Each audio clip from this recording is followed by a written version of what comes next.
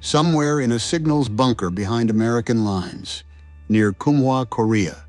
On the morning of August 14, 1952, an officer named Major Walter Kleppeis pressed a radio handset to his ear and listened to a young man die.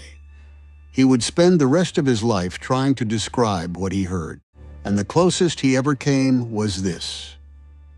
He wished every American could have heard those final transmissions, because they were the sound of true courage in the face of certain death. The voice on the other end belonged to a 21-year-old corporal from Illinois. It was calm, it was clear, it was calling artillery fire closer and closer to its own position. And in a few minutes, that voice would do the one thing no soldier is ever ordered to do, and would ask the guns to fire on the exact patch of ground where he himself was lying. This is the story of Corporal Lester Hammond Jr., of the 6 men whose lives he bought with his own, and of a radio that kept transmitting after the man holding it had every reason on earth to stop. Today, as this goes out, it is the anniversary of the morning it happened. Remember the radio. This story ends with the last thing it ever carried. Start with the boy, because he was almost a boy when it began. He was born on March 25, 1931, in the small town of Wayland, Missouri, and grew up across the river in Quincy, Illinois, the kind of Midwestern river town that sends more than its share of sons to America's wars and asks for very little back. In 1948, he was 17 years old, and he did what a certain kind of restless, serious 17-year-old has always done. He talked his way into the Army before he was old enough to be there without permission. He served. His hitch ended. He could have stayed a civilian for the rest of his life, and no one would ever have known his name or asked him for anything more. And in 1951, he did the thing that separates this story from an accident of fate. He re-enlisted. He volunteered to go back in, with a war already burning on the Korean peninsula, knowing exactly where a man who signed up in 1951 was likely to be sent. He was not drafted into that hillside near Kumwha. He chose the path that led there twice. In January 1952, he shipped to Korea, and he was assigned to Company A of the 187th Airborne Regimental Combat Team. Understand what that assignment meant, because the 187th was not an ordinary unit. These were the reconnaissance, one of the most respected airborne outfits in the entire United States Army. Paratroopers who had already carved their name into the Korean War before Hammond ever arrived. They had made the amphibious landings at Incheon. They had jumped into combat at Munsan-ni. They were the only airborne regiment of that war to earn a Navy Presidential Citation, an honor that normally belongs to ships and Marines, given to a regiment of paratroopers because of what they had done under fire.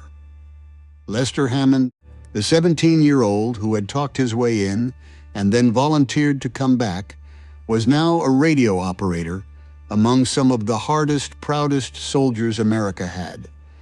And in the summer of 1952, his war had a specific and terrible address: the Iron Triangle, a stretch of central Korea anchored by the towns of Chorwan, Kumwha, and Pyongyang, ground so bitterly contested, so soaked in artillery, that both sides measured its value in bodies. This was some of the deadliest real estate on the planet in August of 1952. And on the 14th, 6 men of Company A walked straight into the heart of it. The mission was reconnaissance. Go out, look, learn, come back. 6 men on foot pushing past the safety of their own lines and into territory the enemy owned. They went far. By the time it was over, that 6-man patrol had penetrated approximately 3,500 yards into enemy-held ground. Put a measuring tape on that number and feel it. 2 miles. 2 miles deep into country, crawling with an enemy who knew every fold of those hills better than any map could show. 6 Americans moving quiet and careful and utterly alone, with the nearest friendly face 2 miles behind them. Every yard forward was a yard they would have to buy back to get home. And then, without warning, the hills opened fire. A large hostile force, concealed in prepared positions, erupted around the tiny patrol and partially surrounded it in the first seconds. This is the ambush every reconnaissance man fears in his bones. The one where the ground you have been walking across turns out to have been full of waiting men the whole time. The 6 Americans did the only thing there was to do. They opened fire, and they began to withdraw, backing up a narrow ravine, looking for any cover the land would give them, while a force many times their size pressed in from the high ground. And in that first exchange, in the opening moments, Lester Hammond was hit, wounded. 2 miles from home, outnumbered, bleeding, with the ravine walls closing around 5 surviving friends and an enemy pouring down on all of them. Here is the first choice, and it is the one that tells you who he was. A teammate reached for him, tried to pull him down into the cover of a ditch to get the wounded radioman out of the open and behind something solid. It was the same thing. It was the thing any of us would have wanted, wounded and hunted on a foreign hillside. And Hammond refused. He would not take the cover, because from inside that ditch, he could not see the enemy. And if he could not see the enemy, he could not do the one thing that might save the other 5. So a wounded 21-year-old deliberately stayed out in the open, fully exposed with his radio, where the incoming fire was worst because that was the only place from which he could aim the American artillery. Sit with that decision for a moment. He did not refuse cover out of panic or bravado or the confusion of a wounded man. He refused it for a reason, a cold, clear, tactical reason. The exposed ground was the only place his eyes were worth anything, and he chose to be worth something over being safe. Then he went to work, and this is where the boy from Quincy became something the enemy could not overcome. Lying in the open, bleeding, he raised the guns. He called the coordinates, and the American artillery answered, and round after round came crashing down exactly where Hammond guided it, into the hillsides, into thick concealed positions, into the massing waves of the assault. Every time the enemy gathered to rush the trap patrol and finish it, Hammond's voice on the radio brought the steel down on top of them and shattered the attack before it could close. He was one wounded man with a radio, and he was breaking charge after charge by a force that outnumbered his whole patrol many times over, doing it with math and nerve and a calm that the officer on the other end of the line would never forget. For a while it held. The barrages he directed pinned the enemy, tore their attacks apart, and kept 5 men alive in a ravine 2 miles behind enemy lines. But the enemy kept coming, and the ring kept tightening, and Lester Hammond, who could see everything from his exposed place, could see the one thing none of the others could. It was not going to be enough. The distance was closing. The next rush, or the one after, was going to reach them, and there was only one card left to play. If you have followed this channel for any time, you know the moment that is coming, because you have heard it before, in other wars, from other men lying in other exposed places with a radio in their hands. And it never gets easier to hear. Hammond made the call. He requested artillery fire directly onto his own position. Major Kleppies, receiving those transmissions, understood exactly what the young corporal was asking for, and understood that Hammond understood it too. This was not a mistake. This was not a man giving a grid reference in the chaos and not realizing it was his own. Heck knew where he was. He knew where he was telling the guns to fire. He knew what the shells would do when they arrived, and he called them anyway, because it was the only way to put enough steel between the enemy and his 5 friends to let them live. So, I am going to ask you the question this channel always asks at this moment, and I mean it as seriously as I have ever meant anything. Wounded, exposed, 2 miles from home, watching the enemy close in on the friends you are trying to save, could you pick up that radio and call the fire down on your own position? Not in a story, not in a film. In the actual scons, with the actual handset in your actual hand. Tell me in the comments, honestly, because Lester Hammond answered that question with his voice and did not hang up. The shells came. And even then, even with the barrage falling around his own body, Hammond did not stop transmitting. He was hit a second time. He kept talking. He kept correcting, kept directing, kept adjusting the fire with a precision that should not be possible for a man twice wounded and lying inside his own artillery, until at last he was mortally struck, and the calm voice that Major Kleppies would remember for the rest of his life finally went silent. And it worked. That is the part that has to be said plainly, because he paid for it in full, and he deserves to have it recorded that it was not in vain. The relentless barrage he called down on himself pinned the enemy in place. It held them, broke them, kept them from overrunning the ravine, and it bought exactly enough time for Airleaf Platoon to fight its way out to the trapped patrol.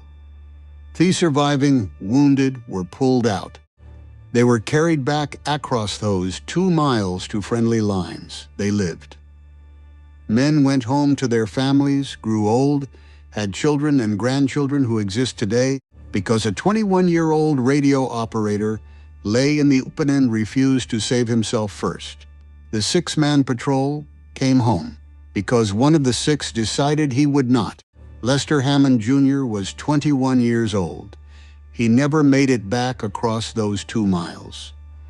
And when the Army pieced together what had happened on that hillside, from the survivors, from the men who ratched them, and from Major Kleppies, who had heard the whole thing through a handset, they awarded him the Medal of Honor, the highest decoration for valor the United States can give. On August 5, 1953, his father, Lester Hammond Sr., stood in the Pentagon auditorium and received it in his son's place, because his son could not be there, because his son had spent his life on a ravine near Kumwha, that 5 other fathers would not have to stand where Lester Hammond Sr. was standing. They laid the young corporal to rest with full military honors at Sunset Cemetery in Quincy, Illinois, in the river town that raised him.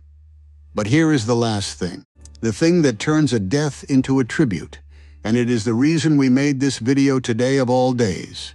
Lester Hammond did not disappear. In Quincy, there is a veterans' home called Hammond Hall that carries his name. At the Illinois Veterans Home, there is a mural of his face, painted so the men who served after him would know it, far away at Fort Campbell, Kentucky. The home of the airborne, there is a community center named for him, where young paratroopers who were born half a century after he died walk past his name without always knowing the weight of it. Ball fields in Korea and Japan have carried his name.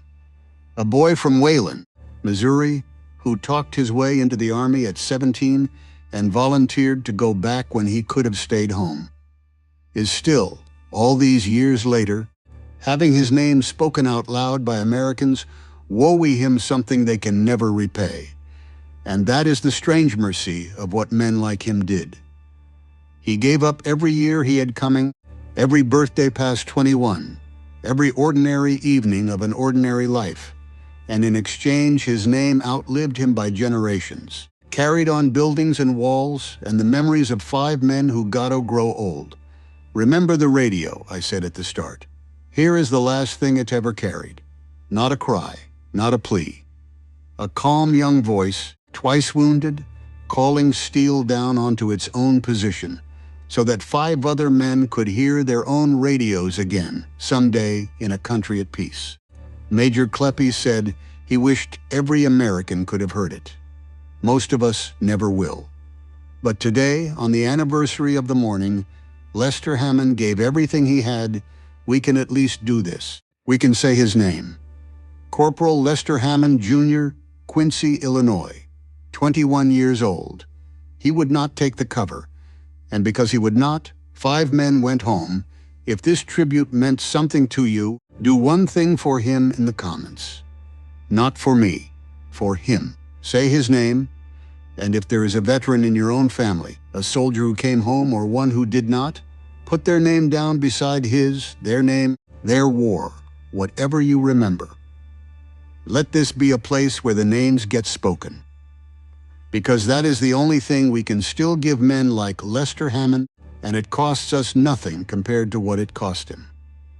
Subscribe if you believe these names deserve to be remembered, because we tell one of these stories every week, and there are more of them out there than this country has ever properly thanked. The next one is already waiting, but today belongs to him.